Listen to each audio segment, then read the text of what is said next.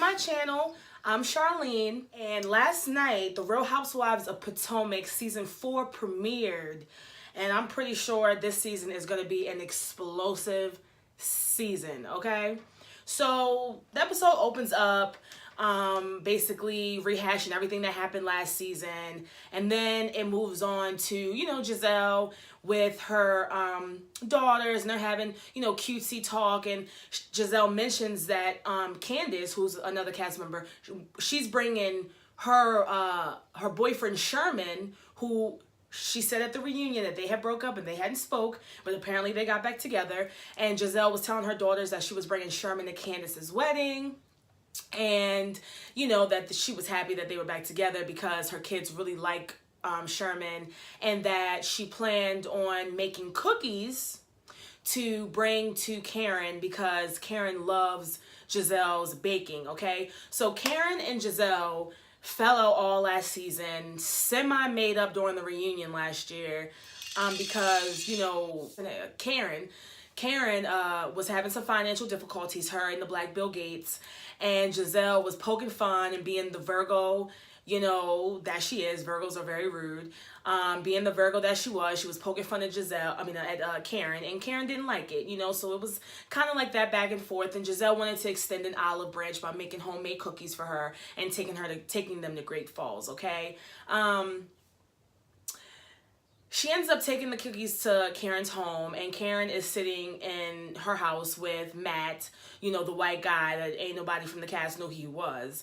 And Giselle was like, I'm about to roll up. Is it okay if we speak? And she basically blew Giselle off, and I don't blame her. There's one thing to be a jokester, and there's one thing, to be, a funny person, I guess. But when somebody's going through stuff, it's all about tact, and I'm a Libra, so anybody that knows Libra is like, we're more so about how you do something than the actual action. You know what I mean? Like, so I totally understand Karen's frustration. It's just like, nobody's saying don't crack jokes. Nobody's saying don't be a goofy person. But I think at a time when my husband is going through all of these things, in the midst of my parents passing, in the midst of my daughter who was the last, bird to leave the nest, in the midst of me going, and she left and went to college, and now she's in the home, her kids are gone, her parents passed, she's going through marital problems, financial problems. She had to relocate out of Potomac. So, I mean, come on, Giselle. You can be a little bit more, sensitive and a little bit more, tactful about how you approach situations and the things that you talk about concerning those situations, okay? So I don't blame Karen for being like, yeah, bitch, you ain't coming to my house. Thank you for the cookies. I'm going to eat these and smash these. But I'm not interested in talking with you right now, okay? So they also showed a clip of Robin with her husband. His name is slipping my mind right now, but I really like Robin and her husband together. When the season, when Real Housewives of Potomac first aired back in season 1, and they were going through all of those things, and he divorced her. They weren't technically together, but they were still living together. I always knew that they were going to be together forever because, marriage is literally nothing but a title. Marriage, walking down the aisle, signing a state paperwork item, that's pretty much what marriage is. The union and the connection that somebody has, that's the genuine part. And despite, the financial problems, despite, the marital problems, they still stuck together as a family, regardless of paperwork and regardless of whatever. So I always knew they were going to be together. And I'm happy to see that they're in a much better place. Potomac is in Maryland. I'm in Maryland, hey. I'm from Baltimore. And her husband actually coaches at Coppin State, which is a HBCU in Baltimore. And when they went to that massage parlor, and the instructor was teaching, his name's Juan, was teaching Juan to massage Robin. I thought it was funny. She was like, you gonna make me lose my job. You could totally tell that girl was from Baltimore. Like her whole accent, her whole conversation, it was funny. So that was a cute scene, and like I said, I'm happy to see that they're, back together and, doing what they have to do. Monique and her husband, I'm not gonna lie, I really like Monique a lot. I think I like her as a person. I love her family. I love the way that she gets her kids together. You know what I mean? She gets her kids together. You can tell her kids respect her when she talks. You know, and I think it's amazing that the father, you know, her husband is always there, this big burly guy, but you know, she gets them together and they listen, and they stop and they pay attention, they're intuitive, and you know, I really like her parenting. Monique's husband brought up the fact that he thought that she should apologize to Giselle about the comments that she made last season regarding her boyfriend Sherman and his sex allegations. You know what I mean? And I think it was very big of Monique to be like, you know what? I have no problem with that. It was wrong. I did it out of spite. It is what it is. And, you know, I really appreciate that for Monique. The one thing, though, that's kind of, like, irritating to me is that if the shoe was on the other foot, I really don't think Giselle would be that type of person to be like, oh, yeah, I'll just apologize to her. I would admit that I just did this to be spiteful, or I did this because I was jealous, or I did this because I was angry. Giselle would never come out to Monique and apologize for anything. You know, just like when they first met and, you know, she was being shady, like, oh, you don't have a home? You know, and Monique was like, no, bitch, I got 4 homes. You know what I mean? And I think that, you know, and Giselle was, you know, pussy popping around that. She was like, you know, oh, well, you know, I wasn't insinuating that you were this. I mean, Giselle never owns up to anything. So I feel like, you know, it's kind of unfortunate that if the shoe was on the other foot, Monique probably wouldn't get that from Giselle, but I think it was very big that Monique acknowledged the fact that what she did was wrong, acknowledged the reason why she did it, and then is now taking the steps to correct the situation and apologize. And I think that's big of her. So I really like Monique, you know. Moving on. How could I forget in the beginning of the how can I forget this nasty in the beginning of the episode, you know, they show a couple clips and then it maneuvers over to Ashley and her husband. You know, she's trying to get pregnant, she's trying to conceive, which I think is super cute. But when she had that man blindfolded and was putting raspberries in her mouth and whipped cream all over her body, and that pasty white mouth was licking her, I mean, it was just like a girl, you could have really saved that scene.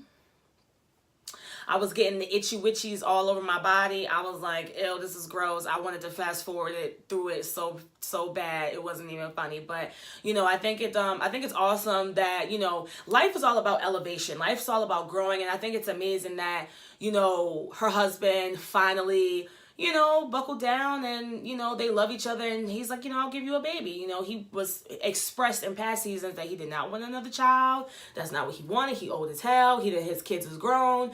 But I think it's big that, you know, progression. That's what you see. And so I think it's great that they're trying to conceive. And as the season goes on, obviously we all know that she did conceive. But I think that's great that they are moving forward. But they really could have saved that sexy scene. I wasn't into that. But moving on to Candace, okay? Candace is actually really growing on me, okay? And I feel like this season we're really going to delve into Candace's family issues because they seem really deep, you know? I totally understand Candace and, you know, slightly, you know, my mom is not as overbearing as my mom isn't as overbearing as Candace's mom is. However, my mom also doesn't fund my life.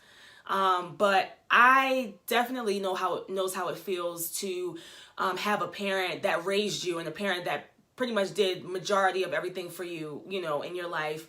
And, you know, when you get older and you're an adult and you can make your own decisions and you're maneuvering through this world and you connect with, you know, the other half of your family that might not have been there as much, you know, I definitely understand. My mom, she, you know, I kind of rekindled my relationship with my dad when I was 18, when I went to college, because go figure, the college I went to, he actually was a custodian at the school. So I'm like literally walking down campus one day and just see my dad, and ever since then, you know, we exchanged numbers and we kind of became, you know, as close as whatever it's going to be. But, you know, we started talking. I remember my mom was very upset. She's like, oh, you know, now he wants to come around after all the hard work is done. You know, you grown now, you on your own, you doing your thing. How convenient is it that, you know, now he wants to pop up on the scene? You know, so I definitely understand Candace's frustration with her mom and her mom really not wanting, you know, her half brother who was conceived out of wedlock, you know, when her father was with her mom, you know, her mom doesn't really want him there. Her mom doesn't want,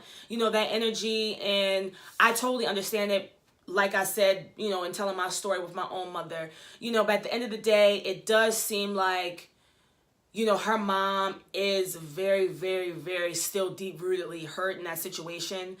And she really is trying to control Candace. And, you know, my only thing with Candace is like, girl, you're going to have to get your own bag. You know what I mean? Because I guarantee you, if you were paying $100,000 for that wedding, or if you were paying $75,000, your mom was paying $25,000 or whatever, you were paying for majority of that wedding, you would not be crying and sobbing and reasoning and talking to your mother. You'd be like, okay, Ma, they're coming. This is your seat. If you want to come, come. I love you, and this is how it's going to be. But you can't really do that because your mom is supporting you. And, you know, in the same rim, I totally understand that. And that's the reason why I work so hard, you know, to have my own things and to be my own person, because I know exactly how it is when it's somebody that has more than you, somebody that's helping you, or somebody that, you know, is in a better situation than you, or somebody that, you know, is funding you or helping you pay a bill or whatever. They can hold that over your head. And I've totally been in that situation before where, you know, and, you know, somebody, you know, is doing something for you and they feel so entitled, like, you know, treating you like garbage, like you're nothing, because without them, you wouldn't be here. And, you know, that's why I work so hard, because ain't no bitch it ever gonna make me feel like that. You know what I mean? God himself is gonna have to, you know, use his mighty hand. I'm gonna work my hardest, you know, through his word, obviously, and working my miracles to never have to depend on somebody so they can snatch it up, degrade me, control me, you know, make me have low self-esteem, make me feel like I'm a piece of shit and I don't mean anything. I will never have that happen to me. So I do think, Candace, you're just gonna have to get your own bag. You and your husband, you're gonna have to hustle, bustle, and get your own bag so you can start making your own decisions, so you don't have to be under your mother's hand. But, you know, I do think it's definitely not cool. You know, it's her wedding. It's, you know, the love of her life. She should not be this stressed out during this time.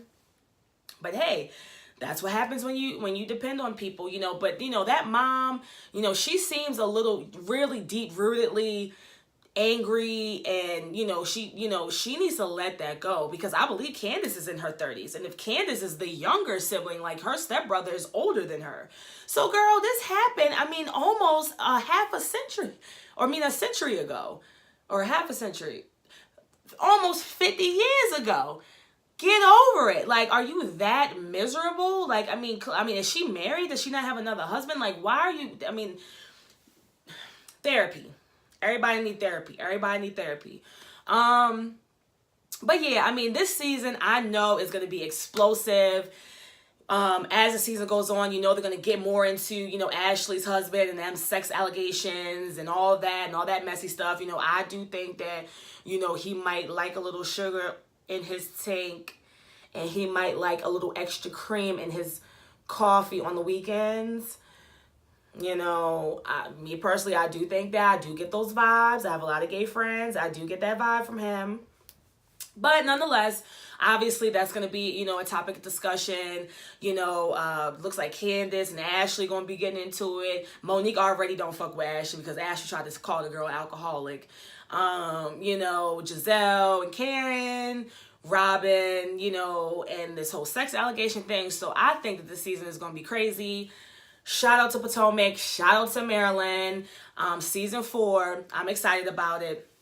So that's my commentary. Thank you so much for tuning in. Before you leave this video, please don't forget to subscribe to my channel, like, and comment, please. And until next time, I'll see y'all later.